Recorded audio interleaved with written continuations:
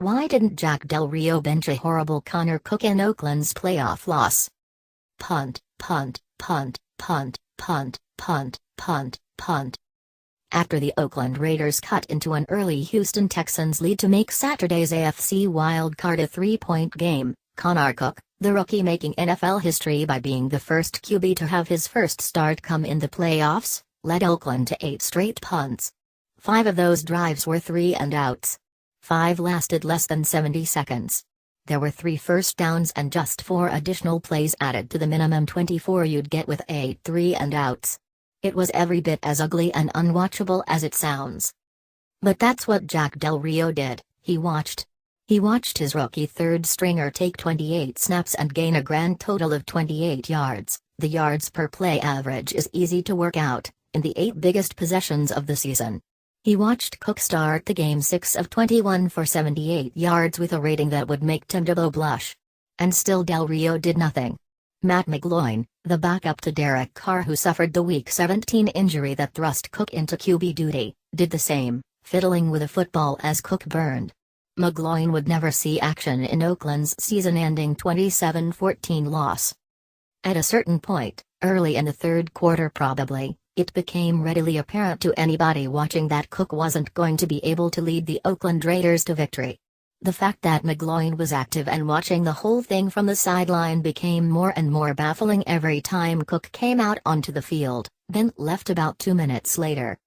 This isn't to suggest McGloin was going to come in and look like Jim Plunkett. For all we know, he may have been even worse than Cook. Over the past 3 years he's thrown just 66 passes and his career record as a starter is 1-6. Nothing he's shown in those games offered a hint that January 7, 2017 would be the day of his NFL coming out party. No, McGloin had only one thing to offer: he wasn't Connor Cook. The Raiders needed a spark, and the most obvious way to get it was to bench the underperforming, over-his-head quarterback and put in someone else. Someone who may have been just as underperforming and over his head but would have at least brought the possibility of something other than 3-and-outs. This was a 2-score game for the entirety of the third quarter. One touchdown could have changed the entire arc of the game, affecting momentum, the Raiders' confidence and Houston's self-doubt. Oakland seemed content to never find out.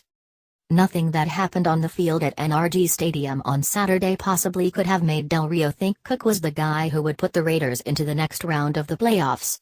Excluding garbage time, when Cook, down 20 points, threw a touchdown and a pick while Houston backed off, content to let the clock run down, the only positive for the Raiders' offense came on that second quarter touchdown.